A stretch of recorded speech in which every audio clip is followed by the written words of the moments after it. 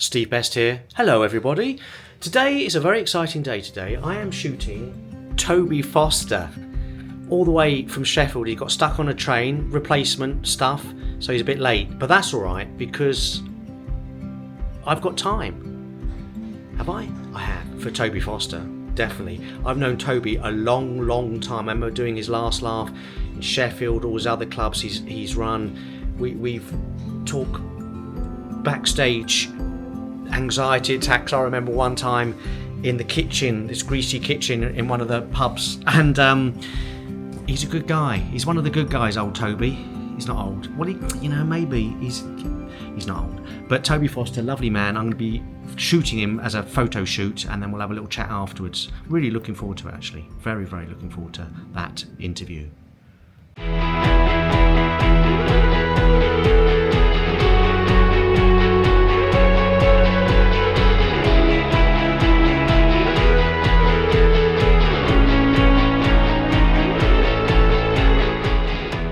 Toby Foster. It's Toby Foster. How are you? On the late train. Very late train.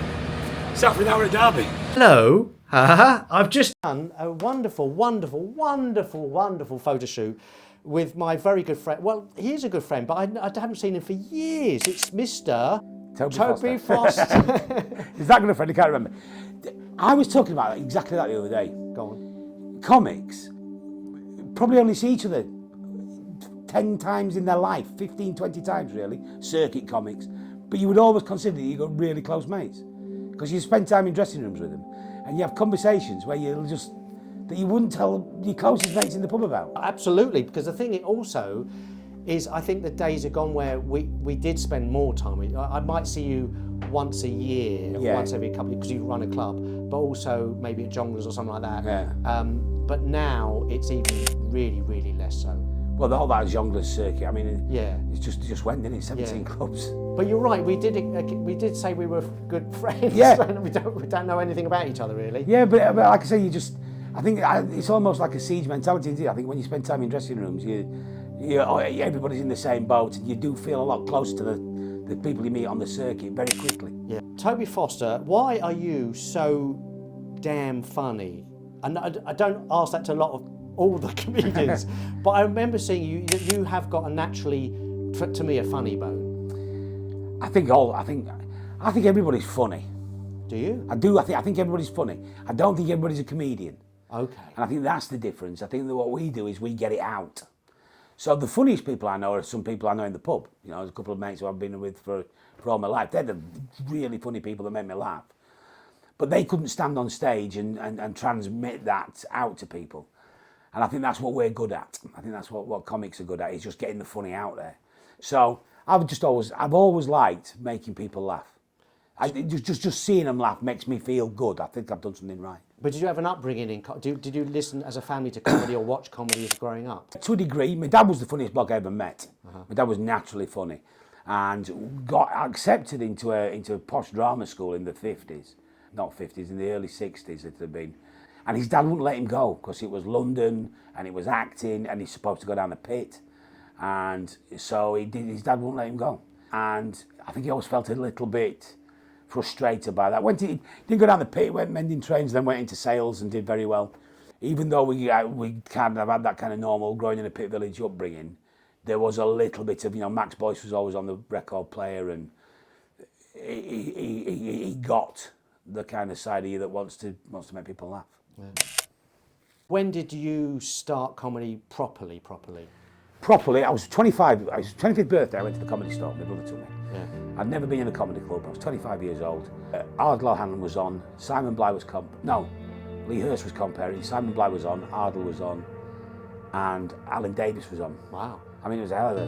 Yeah. I'm going back 30 years nearly, and they were just hilarious.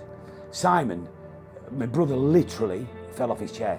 Simon Bligh? Simon Bligh. Wow. He's kind of given up now, isn't he? Yeah, he has. Yeah, he's a sensei or something. Simon Bligh is quite interesting because him and Tim Clark were the lads of the circuit. I mean, there's some stories out there. I'm working with Tim tomorrow. Who? Tim Clark. Tim Clark. I mean, he's still going. I photographed Tim actually, but it was a funny one because Simon was on the verge of bigness. I think because I think he was. I don't know if he was nominated for Perrier, yeah, and then he didn't quite get it, and then it just didn't quite happen. It's really weird, isn't it? There's a lot of comedians I know who've purple patching, but then just suddenly, and then they lose the mojo or something. Yeah, I mean that happens, doesn't it? I was talking to John Bishop the other day, Clang, and he kind of ventured this opinion that the difference between somebody brilliant like Mick Ferry, who's amazing, and Bish, who's playing in arenas, is luck. Really? There's a lot of that, isn't there? You and I both know fantastic acts on the circuit that could just as easily play those big stages, but you just got to take your... Yeah. Me and you. Entirely that. But there's a little bit of luck involved, I think, in it. Yeah. I think the trick is not to get too pissed off when it doesn't happen. You know what I mean? Because I once spoke to somebody who I won't name, who was a very good circuit comedian, and I'd watched him do the same, like we all do, same jokes, same material. And in a drunken conversation one night, I did say to him, if you just work that a bit harder, you could really make it because you're very, very good. But you just, you seem a little bit dead behind the eyes, a bit out of order, I suppose. And I said, but yeah, I think you could really make it. And he went, mate, I used to earn 150 quid a week running on a lathe. I've made it. Yeah. And you go, yeah, he probably has, to be fair. We're getting paid for telling jokes. I think that's a very good, but I think your point still stands. I think there's a lot. I think I could include myself a little bit in that, in the sense that you do the same stuff over. The people who really make it work that extra bit harder. Yeah. They still got maybe the same kind of talent, comedic talent, but they just put that little bit extra in, a bit more ambitious. I don't know. Yeah, you see somebody like Jason Manford. Jason works and works and works. He's always got new material. He's a proper grafter. He's I don't know what he is. What does he do? He does everything. But everything he does well. But you don't get that if you're just having a morning off, do you? So quickly go back to the Comedy Store. Simon Bligh, your brother. Yes, laughing, sorry. So that made you start. So I just thought, that's great. I want to do that. At the time, I was working for a brewery. I was working for Mansfield Brewery. And I was the regional sales manager. So I sold our products to wholesalers all over the country. So I could live anywhere. So my mate Rupert, who I'm down here seeing tonight, he worked for Techleys, I think it was. So he and I decided to share a flat in Oxford. So I moved to Oxford so that I could get to London easily on the open to try and get into some clubs. And I wrote to all the clubs at a time out, wrote letters, and only the Comedy Store phoned me back. Really? Yeah. Only the Comedy Store. That's amazing, because that would be the last one. The Comedy Store is the main club. But the Time Out at a time, youngsters who are watching this, was the magazine that you would get all the, what's it called? Listings. And Malcolm Hay or something? Yeah, that's him, yeah. And you'd always have a definitely, comedian, Steve Best or Toby Foster, hugely funny or whatever. I was just northern. Was it northern? And other people punctual or something. If he didn't think you were very good, he'd put something kind of... Yeah. I was northern comedian. But I was so into it. But my diary for the first 4 years of being a stand-up was the Time Out diary. Yeah. Used to go and get that. But did you get into the Comedy Store early on? As an open spot, I did, yeah. Wow. And then I entered I think in 1997 was the first time I entered the Hooper's Hooch Comedian of the Year competition, which the store were running. That's why they rang me back. So this is 97 is when I started. So I did my first actual gig at the Glee Club in Birmingham, which was in the BBC New Comedian. Didn't get through that. Then I did the Hooper's Hooch one, and I got to the final of that. And we came down to the Comedy Theatre next to the store, near the store, and I came third. Well, joint second actually. So then that was 97. In 1999 we made Phoenix Nights. I mean, it just... Wow. Yeah. So how did you get chosen for Phoenix Nights? Well, so I went back home from that a bit pissed off that I'd not won, because I thought I should have. But Simon Bligh had been up to me being the compere. Don Ward was thinking about launching an agency and asked me if I'd want to sign. So it was all going really good. I wasn't full-time comic at this point. I beg your pardon, that was 1999. So I'd done a couple of open spots. So it was 1999, 2001 we made Phoenix Nights. So I just came home and just started getting my head down then. There weren't as many clubs around, obviously.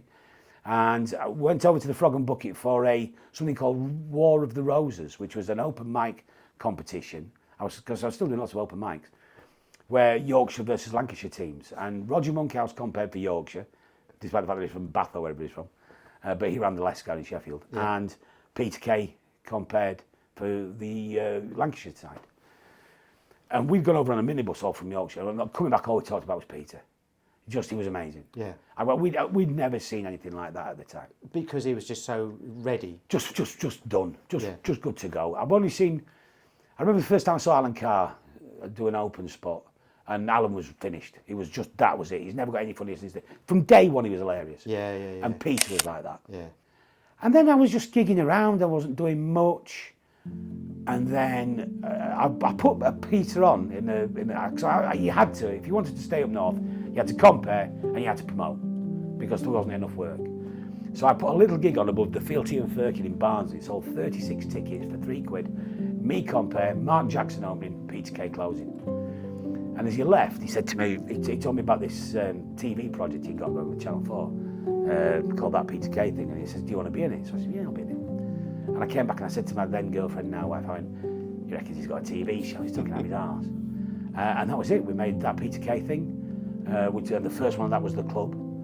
And then just got a phone call, they've commissioned it for Phoenix Nights. So within 3 years of starting, we were making TV. And then that what happened then, the store opened in Manchester. And all of a sudden, you're getting booked by the store all the time. So it went from like once every 6 months for an open spot down here to, I was comparing the improv show every Wednesday for about 2-3 years. Wow. Men at Work. The Gong Show, I did that as well, compared that. And comparing every other weekend at the store, really, it seemed like. And then, so the store came on board and Jongleurs all happening. And in 5 years, 5 years straight, New Year's Eve at Leeds Jongleurs. I mean, it went from nothing. It seemed to go boom like that. And it just carried on, really. That is amazing. And the Phoenix Nights, did that give you that even bigger boost? So you've got bigger shows, you headlining, what happened after that? No, I never did that. So what I'd done, because there were no gigs then up north, and Roger Monkhouse had run the Lescar since about 1985 or something, Swing Over Brother, and he'd had enough, so he packed in. So I took over the running of that, because it was the only gig at the time that I got in my diary. I got 6 weeks comparing in, and he was going to shut the club. So I took it over. And that club genuinely, I think in the list of British comedy clubs, the Lescar back in its heyday was as good as anywhere. I saw you smash that to bits one night. I talk about that sometimes, yeah. Really? Yeah. Oh, yeah. Because I was just about to say Lescar. I remember having the gig of my life, I think there, but I can't remember when it was. But it was a back room of a pub. Yeah. It had the kitchens where you got changed, which I remember having some heart-to-hearts about, because we were talking about anxiety and panic attacks one day. But I had a good gig there, did I? Well, if you can remember the gig of your life, I think I'm talking about the same gig. Go on. Well, because so I got into comparing, and I got quite good at comparing because I liked it and I liked the people. And I'd compared a gig in Sheffield where an unnamed act, I'd given it some beans. It was wrong. Please welcome. Boom. And he came and he went, no, I'm not having that. You're too lively. Calm down. And he took all the energy out of the room and it ruined it. And afterwards, he gave me a right telling off. He's like, you took all that, you took all the laughs. And I did, so for a couple of weeks I was thinking, am I doing that? And the Lescar, to be fair, it was a little bit, it had Roger comparing it, then it had Ross Noble for 5 years. Wow. Then it had me. Yeah. So it was a little bit of a compares gig. And we had a great fun there. Yeah, it was a comedy literate crowd. We used to put it on sale on a Friday morning for the following Thursday night, and it sold out in an hour every Friday morning. 130 people in a room that was licensed for 80. Bloody hell. Yeah. So it was packed, I remember. It was ramped. Yeah. So it used to sell out in the first hour every week. We couldn't put it on sale longer than that because it was pointless. So, and I was a bit concerned that I was milking it a bit, but so anyway, you were on second, and I'd gone on, and the first half had been good. I can't remember who was on, and the second half was one of those where the stars lined up, and I was smashing it to bits. I was absolutely smashing it to bits, and I was having a great gig, and I was all the time I'm thinking, whoa, hang on a minute, Steve's got to follow this, but everything worked. Literally every piece of work just worked, like in a way it's probably hasn't done since. Oh shit!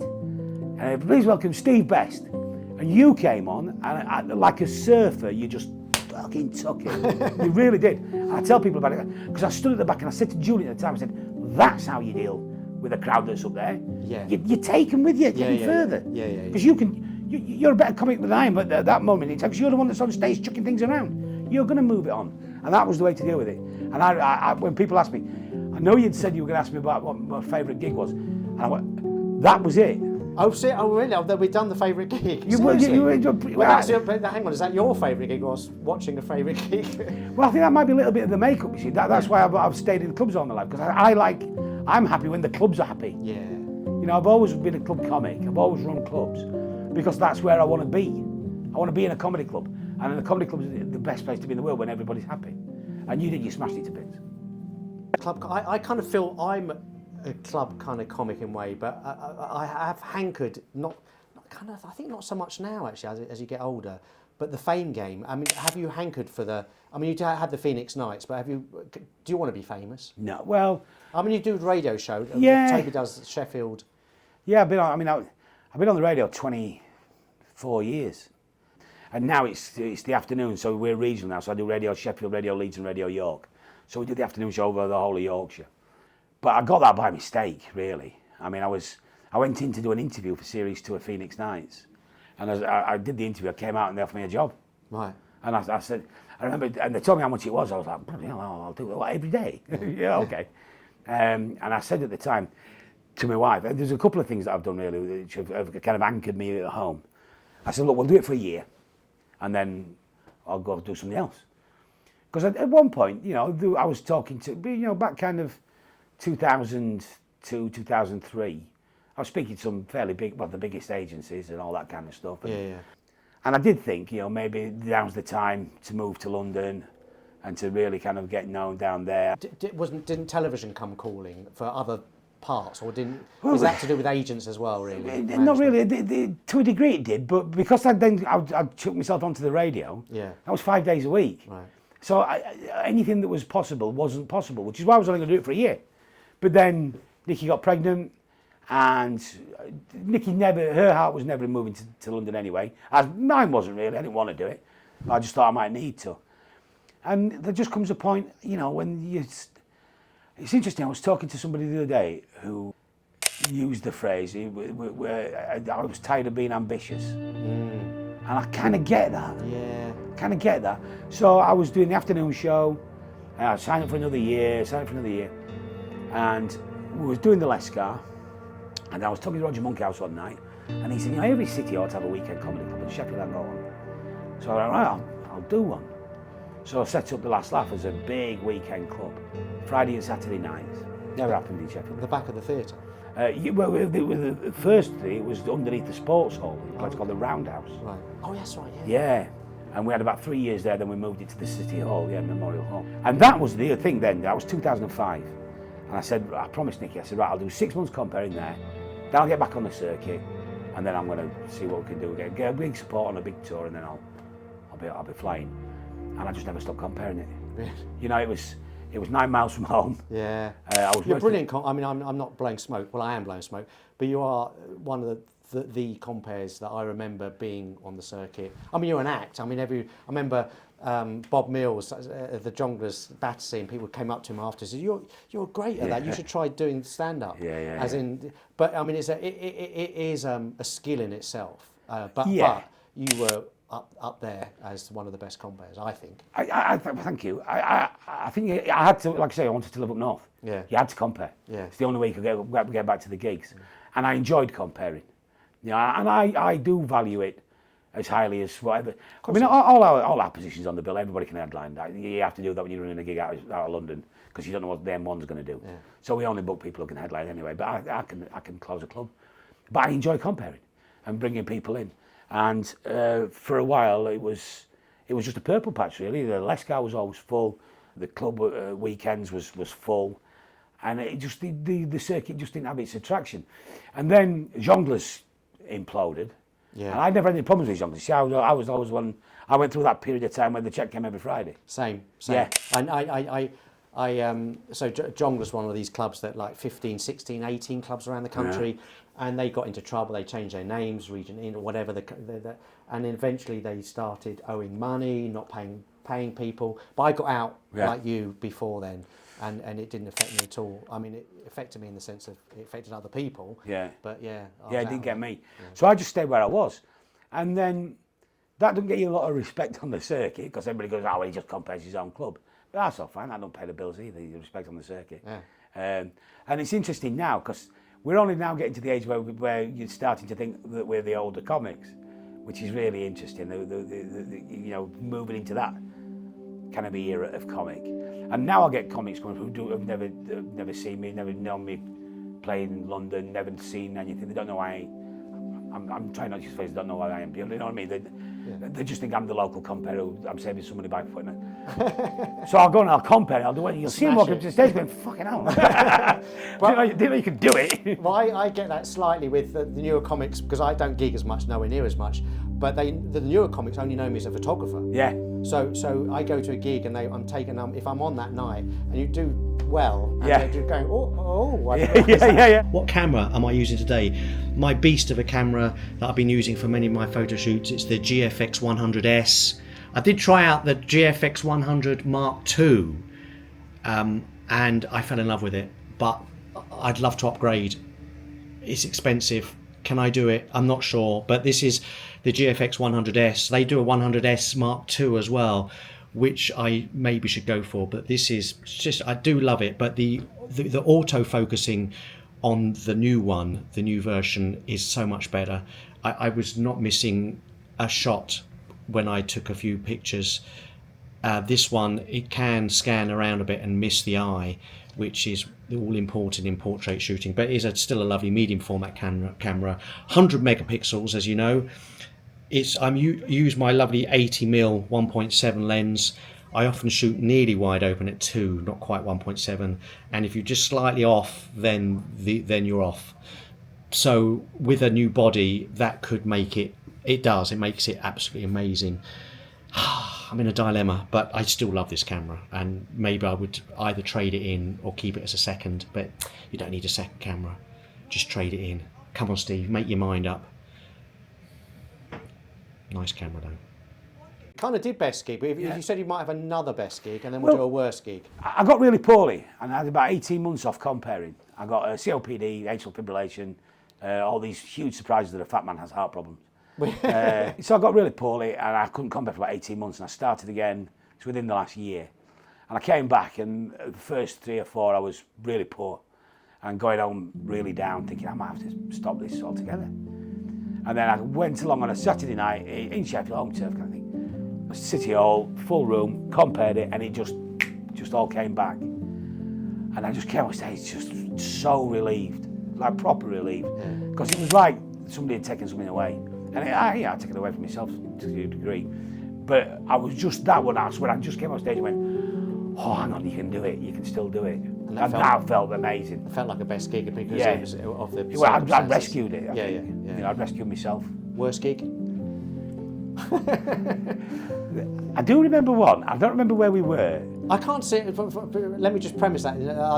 I can't see you having a really bad gig. People say that about me, but I've had some horrendous ones. But because of the nature of what I do, but I can't see you having a bad gig. I did, because I can see you comping your way out of it. I can't remember where we were. It was while we were filming Phoenix Nights, second series, and we'd ended up somehow doing a gig in a working men's club. And at the time, that was when my panic attacks were at their worst. And I started having one, and I used to do this thing with this kind of a tick where I kind of rubbed my left nipple. At one point I didn't have a left nipple, I rubbed it that much. And I just froze on stage. And Paddy McGuinness threw a bottle of water, a plastic bottle of water at my head. Just bang like that from the side of the stage, bounced off my head. I went, that's it, he's chucking water at me, I've got to go. And I'd just frozen, and I didn't know why. It was a tough gig. But frozen. But had the audience kind of turned on you? Oh yeah. Oh, they hated. I think they were hating the whole experience. Yeah. But apart from that, I did 3 para in the Falklands. They were an interesting bunch. I talk about my terrible experience in the Falklands, but it was one of those gigs. I think it was one of the anniversaries of the Falklands, and it was a special one, and everybody was standing up. I can put that in, I think I'll put it on a separate one. I might put a little montage for you. But you had a tough one in the Falklands as well. Because Night 4. So the Navy and RAF had all been great. Yeah. Good gigs. Night 4, we got, I think it was 3 para. It was definitely the paras. And we met this officer who was all kind of red cords and very posh, like the para officers are. He said, well, it's a hell of a day, 20 clicks away, and we yomped them or whatever they did down to the bus, and says, just as they got within a click of the bus set off, they've had to come in again, and says they're all pissed off, and they've been drinking since 4 in this sports hall. They don't have a 3-can rule or something like that? No, in the Falklands, no. Yeah. The Afghan they did. Yeah. So, and they were just, and I was all right, because I go on, and they're chucking bottles at me, and I'm volleying them all back. I'm having a laugh. But I'm only having a laugh because I know I've got to put Danny Buckler on stage. Oh my goodness! And I mean, they hated Danny. Yeah. And I love Danny. Yeah, he's a good act. He's a lovely bloke, great act. But he's just too gentle for them. Well, I was too not whimsical, but I was a similar thing where you've got props and mucking around, and they just, if they don't buy into you, they don't buy into you. I mean, they didn't like me. Danny did no worse than I did, but I didn't care. I was volleying the bottles of piss back at him. Did he affect him? Oh, yeah. Yeah.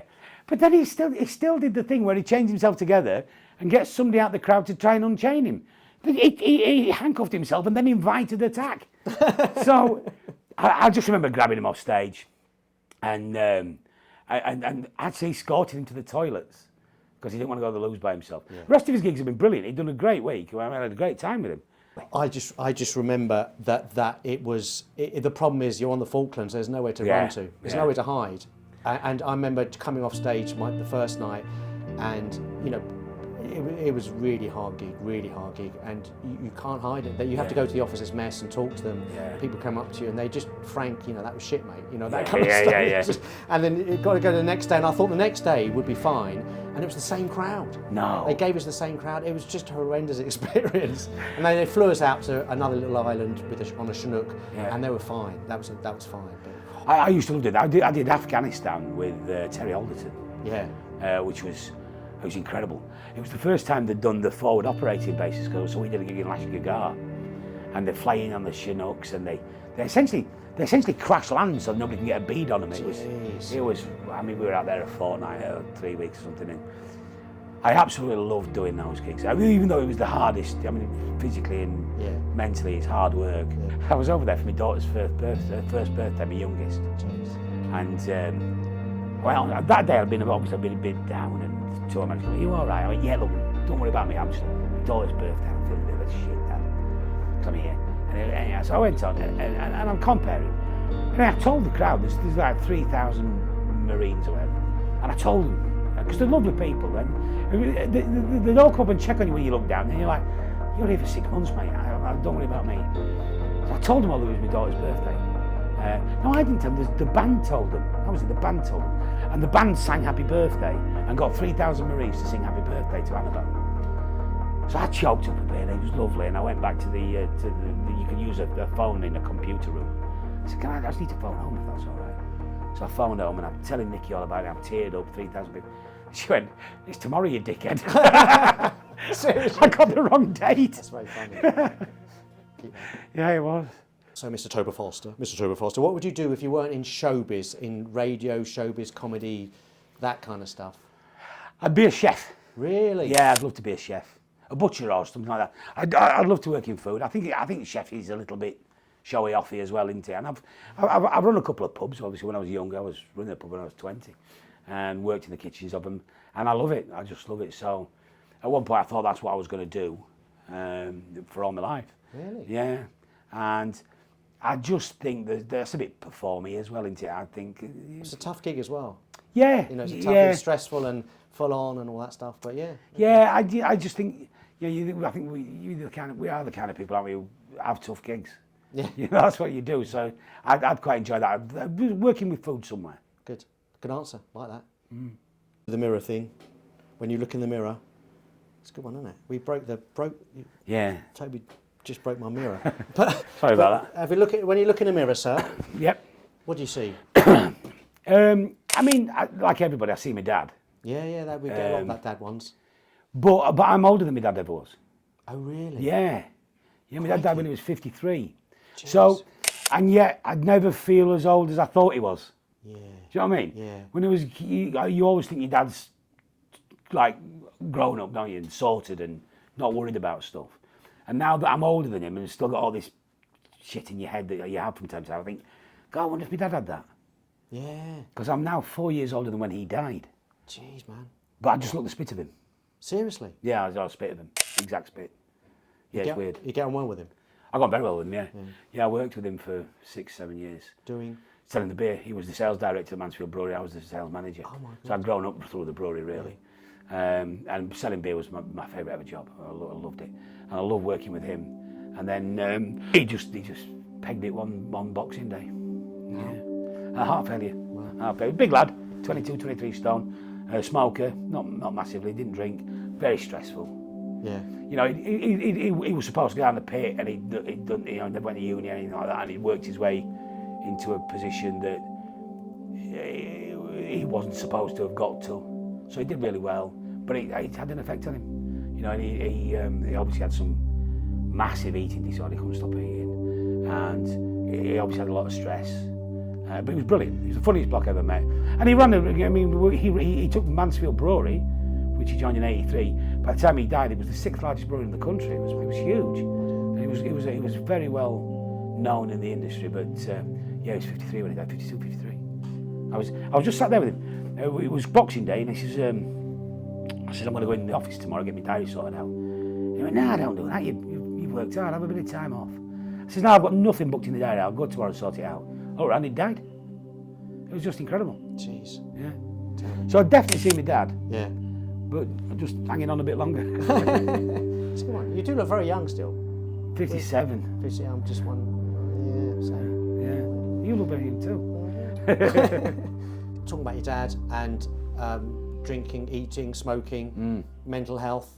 I remember I was going through a really bad time.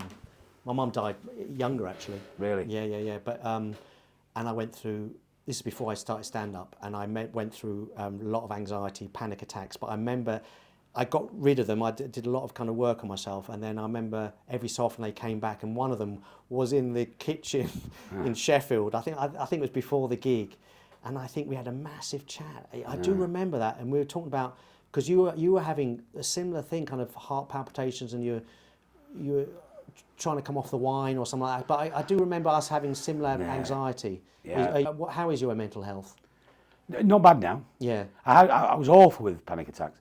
I mean, to such a degree that I came off radio shows halfway through them. Yeah. Like blue lit to hospital. I was in A&E 7 or 8 times. Taking ECGs and things like that. Yeah. Well, what do they give you for it? Because I kind of went the Eastern way and took shiatsu and acupuncture and herbs and all this stuff. And They gave me sertraline. Right. Which I just binned. Actually, and this I don't want to. This doesn't make light of it at all. But I just decided not to have them anymore. And I'm not making light of it because I know how hard it is. But I got Maisie with me, and she was about 6 months old. And I felt one coming on, you know, in the tunnel vision and everything's coming in. And I just thought, whoa, this can't happen. Because I got a 6-month-old that I'm in charge of. So I just stopped it. I said, you're not having it today. That's amazing. Yeah, and I mustn't, that is not the way. I'm not saying it's that easy. In a way, that's, which I've had a few times, like CBT. Yeah. In a way, you're kind of doing it to yourself. Yeah. Because you're working out why it's happening and what's the worst going to happen. You're going to faint, maybe. Yeah. Or you could hit your head, I suppose. But it took me a long time to work it out with different kind of thing. I never went down the pharmaceutical thing. But I did give up stuff. I gave up drinking and all that stuff. But you gave up drinking for a while. But well, that was more recently. Right. No. I mean, I think I dealt with that. I got ADHD. I got diagnosed when I was 47, and the reason I got diagnosed was I needed to try and find a way to stop drinking. So I just thought I just need to line everything up to know exactly what is going off because I was boozing far too much. Yeah. So I got the ADHD diagnosis, and there's all sorts of stuff going wrong in your head, isn't there? And I still didn't stop drinking. I didn't stop drinking until about 3 years ago, which I stopped for about 2 years. Back on it now, but nothing like I was. I mean, I was heavily self-medicated all the way through the anxiety attacks. I was heavily self-medicated with booze. You were given a warning from the doc, you said a couple. Well, that was about 3 years ago, 3 or 4 years ago, just post-pandemic. And I woke up in hospital. And COPD, atrial fibrillation, all the stuff that goes with bad lifestyles. And I stopped drinking for a couple of years, stopped smoking straight away.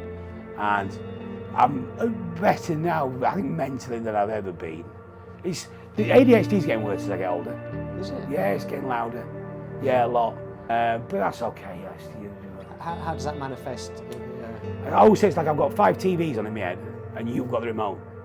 Right. So I just never know what's happening. Jeez, that's an interesting analogy. Yeah, and when they put me on they put me on something called Concerta XL, which is amphetamine, to control it, and it works. It works. The first day I took it, I was in Asda, and we'd forgotten something. Nikki had gone away, and she'd come back, and she couldn't spot me because I wasn't moving. For the first time in the 25 years we'd been married, I wasn't bouncing around. Bloody hell. Yeah, and then the next day I did 8 hours of paperwork, including a bar return. But I started to stop taking it. It was just doing me no good because my heart was beating funny, so I had to take all stuff for that now. So have you switched medications or you? I just stopped. Oh really? Yeah, and I am finding that a bit tough, to be honest. Sometimes it's nightmarish. So it still clicks in. Yeah, but you know. When I said to Nikki that I was going to come, because I had to come down here because the NHS is like 5 years, so I said I'm going to get tested for ADHD, and she went, just go in the dressing room, you've all got it. Yeah. And she's right. Yeah. I mean, to be fair, a dressing room is a massive neurodivergence. Isn't it? The amount of people I've interviewed in the last kind of year or so have all been diagnosed later on in life. Yeah. And, you know, and some people have said, look, I know I've got some form of it, and people have said to me that I'm slightly on the but I know where I am with it, kind of thing. But yeah, I haven't been diagnosed, but I think a lot of people have. Save the 500 quid. You know what I mean? You just look in the mirror, you know what it is, and we're surrounded by it. And I try not to worry about it. I think in a lot of ways the symptom is the cause of the career, isn't it? Yeah. I think in days gone by, the days gone by, the whole circuit was full of misfits and I mean, I don't know what the terminology is now that you can use, but it was some crazy, lovely, wonderful, wacky people who couldn't really function in the society that we were meant to be in. And get a bit more sanitised these days. Favourite joke, yours or someone else's? I get asked this a lot because interviewers ask it, and I've always said it. Check it. I've always said one of yours. Seriously? Honestly. I like stuff that's chuck away. I can sit and watch Nick Wiltie all day. Yes, he was great. The way that he just throws things away. And I do remember you, and I doubled with laughter, when you went, my granddad died trying to stop a fight. Big fight, World War II. And the fact that you can describe World War II as a big fight just got me every time. And check any interview I've ever done. If ever I get asked that question, I say, Steve Best. It's the one that makes me laugh. I am so chuffed. I actually did a camera club talk the other day down in Chichester, and I put a little bit of my stand-up on, and that is one of the gags I put on. I love it. And I hadn't done a gig for a while, and I watched it, and I thought, I just laughed at my own gag. It's great. That's great. Oh, I'm really pleased about that. True that, genuinely true. I talked about my watch while I was waiting so I've got the, as you can see, the Thresher, which is the Zelos. This is Zelos. I think it's pronounced Zelos. It's the Thresher. Bit of a chunky watch, is big dive watch. I love the orange, love the lume on this. I actually like the way it is very heavy, and when you go diving, you can feel it on the wrist. Because I go diving once a day. That could be construed as I don't go diving. So this is a lovely watch. I do love this watch. I don't know what Toby's going to be wearing, because he mentioned when I was going to do an interview, he says, what watch shall I wear? I don't know. Wear what you wear. But it's a Casio. A lot of comedians wear Casios. This is the Thresher, Zelos. They've just come out with some more Zelos GT ones yesterday. They put them on, and they've only got like 150 of each one, and they sell out very quickly. Do I get another one? I can't keep doing this. I love watches. And then I was photographing my friend Toby Foster, and I said, have you got Seiko on? And he goes, no. It's not. It's what have you got on there? Well, now, it's a Rolex. Look at that. That's beautiful. It is beautiful. Some Rolexes are a bit too flashy for my liking. I love it. I'm aware that since I bought this, I'm into what I love watches. I didn't realise you love watches. Yeah. There's not many comedians. There's a few, but not many. I've still got the first one I bought, the proper watch I bought, which was in 1989. It was 199 quid at Tag Heuer. The Formula One, the plastic one. But that just shows you how cheap is that? They're 1,500 quid now. I know. They reissued it 50. It's too expensive now. And also, that's too expensive for what it is. Yeah. Quartz watch. £199. It was 199 quid, so I had to save for it, but I loved it. So I've always had watches, and I've still got. I have a small collection because I like a buy and sell and buy and sell them. Still got. I've got a G-Shock. Yeah, of course you have G-Shock. Need yeah, a G-Shock. Yeah, I've got a Tudor because I just why not? You said Tudor Black Bay. Black Bay Heritage, yeah. That's beautiful. They're lovely watch. But again, you said you bought it a while ago, and they've gone up massively. Yeah. But when my dad died, he'd bought himself on his 40th birthday. He bought himself an Oyster Perpetual. Yeah. And when he died, 13 years later, I got it. And I said to my wife, I said, well, I can afford to buy myself one, because he'd seen it as a real thing, a stamp that he'd done well. Because he come out of the Pit Village. That's amazing. It was now, if I can buy a Rolex, he's done well. So I thought, so I had his watch. In fact, he'd left it to my uncle in the will, for being the executor of the will. And I said to my uncle today, I said, look, I'm really sorry, but I'm going to ask you for the watch. Because and he was cool. He went, yeah, absolutely no problem. Wow. Yeah. It was. I didn't want it. There's no monetary value. There's nothing like it. It's my dad's watch. Yeah, exactly. But then I said to my wife when I got married, I said, well, one day I want to buy myself a Rolex, and then I can give that to my brother, my dad's watch. So I bought this in 2005. So essentially, so I could give my dad's to my brother. But in 2005, how much do you pay for that? 1,950 quid. And how much are they worth now? This year you probably get 7 or 8 grand for it. Amazing. It's just crazy. It's just crazy. Having said that, please don't rob me.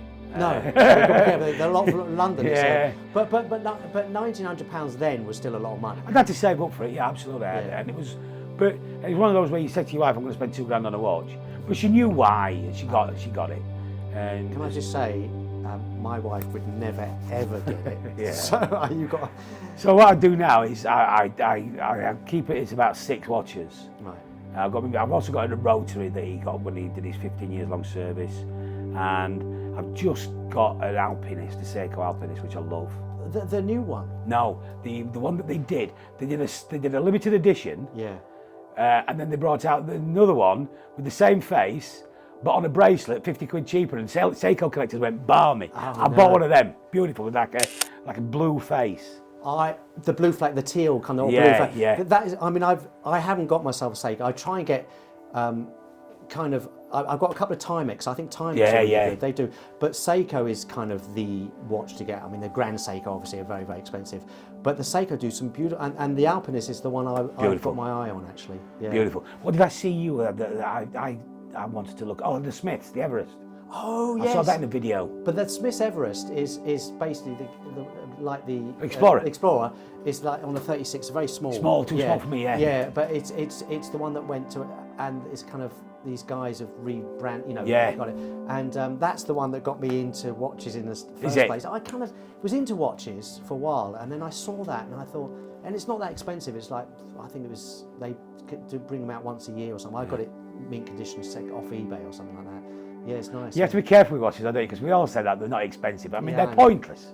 Of course they are. They don't, they're ultimately pointless. But I just think they're beautiful. So I keep it. If I buy one, I sell one. I just saw the Christopher Ward, which I know you're a big fan of. I'd love to get the 12. I'd love to have a look. I haven't even had a look at that. So yeah, I'm into them. And I don't know why.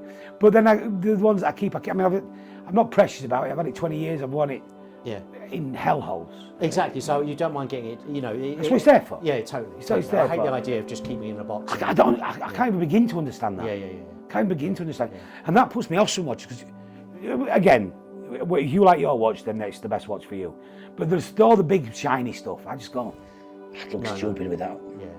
But just go. But you nearly said it. But I don't know why we like what. Why it's. There's no sense to it. There's no rhyme nor reason, because your phone tells the time. They're very expensive. You might get them nicked, and yet when you look at that new Tudor Ranger on that beige dial, you just go, oh, and you want it. I think you've hit the nail on the head. I think it's the watch for you. If it makes you smile, or it makes you feel, I really like the weight of it, or something about it. Because no one gives a flying. Nobody cares. If you go into a room and you're kind of trying to push your hand out, and no one knows what you're wearing. They don't care. Very few, unless people are into watches, they'll recognise it. Oh, that's a nice one. I don't buy them for other people. No.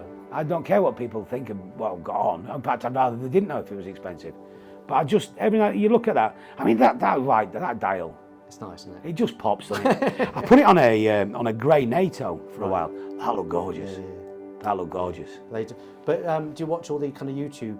I do, yeah. I like Top Tier Ticker. Top Tier Ticker. I like him. He brought out a watch. I know, yeah. I'm not sure. Not for me. No, not me. But he's to be. But there's another guy, the Mad Watch Collector. He's good. He brought out a watch which looks. Did he? I nearly got that. Right. But it's a limited edition. It's gone now. Yeah, yeah. I see the lad from. I've got some Bark and Jack straps. Adrian Barker. Okay, don't know. He's just brought out a collab with Christopher Ward. Oh no, I do. Oh yeah. But people are liking that. Yeah. Yeah, That it looks watch, nice. yeah. Looks nice. So yeah, I watch all them. In fact, somebody asked us to do we got asked me and a lad called Matt Black, who's a musician from Barnsley, got asked to do a watch YouTube channel. Really? Yeah, and I just don't. I don't know. Do it. I'll come up and do it with you. Yeah, I don't know if I want to tell everybody in Barnsley I've got an 8 grand watch on. I might get my hand chopped off. Toby is the first person that's a proper watch person. The couple of things here. There's who would you tour with if you could tour with somebody, and also kind of does that work with like favourite comedian as well? Have you got favourite comedian or?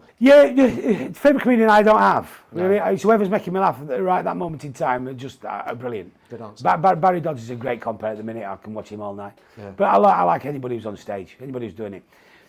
Tour with. We did a show that I wanted to. We all wanted to tour, but it couldn't work. We did Phoenix Nights live for Red Nose Day. Right. We raised £5 million for charity. Wow, 5 million? We did 17 nights at the arena in Manchester. Bloody Yeah, hell. it was amazing. I got a phone call. Peter phones me up. Yeah, then he says, "Do you fancy doing Phoenix Nights live?" And I'm like, "Yeah." He says, "Yeah, I'm just going to put a couple of nights on. We'll do this. You'll write this. We'll do this." And I'm getting this phone call. Yeah. And then the last thing he said after about 20 minutes was, "And we'll give all the money to charity." I went, "You fucking what?" He's doing all right, but, you know, you're doing yeah. So we went, "Well, okay." So we did, and it was brilliant because when we'd filmed Phoenix Nights, we were all just kind of starting to stand up, all 30, bit ego-y, wrapped for the day, and we're all in cars going off to gigs and all that. When we got together 15 years later, everybody was just a bit more settled down. We all got kids and mortgages and people were doing all right. There was no... So we just the 7 of us just got together in rooms and just had an absolute ball for 3 weeks. It was the best time. And we just all kept saying, you know, we just need to tour this, But, you know, Peter went he went his way and he did his thing and he doesn't work without Pete, obviously. Yeah. So that's the one that we'd all love to tour because we just did a really good bunch of people. I remember Phoenix Nights not watching it when it came out, but I think I watched it a few years later on box set or something like that. I think it's a phenomenal show, phenomenal. Something about it is just so funny. Fantastic. I've got to do a selfie now. Fantastic. I haven't seen Toby for so long. I know. I'm so bad at this. That's the wrong way around. So is me. Future plans? Dad. My dad's favourite saying is, if you want to make God laugh, tell him you've got a plan. And I think it's a good point.